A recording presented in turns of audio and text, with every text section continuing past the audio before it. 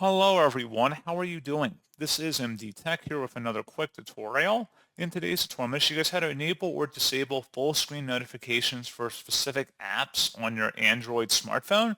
So like Samsung Galaxy phones, Google Pixel phones, for example. So this should hopefully be a pretty straightforward process here, guys. And without further ado, let's go ahead and jump straight into it. So all you have to do is swipe up on your home screen and select the settings gear button. And now underneath settings, select apps.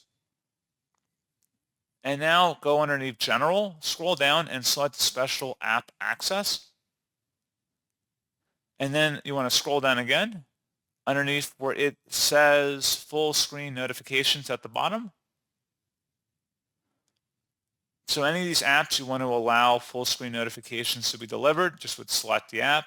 If you want to allow it to do that, have it toggle to the right, meaning it's turned on. Otherwise, you can click inside the oval one time to turn it off. So you can see pretty straightforward process on that, guys. And as always, thank you for watching this brief tutorial. I do hope I was able to help you out, and I do look forward to catching you all in the next tutorial. Goodbye.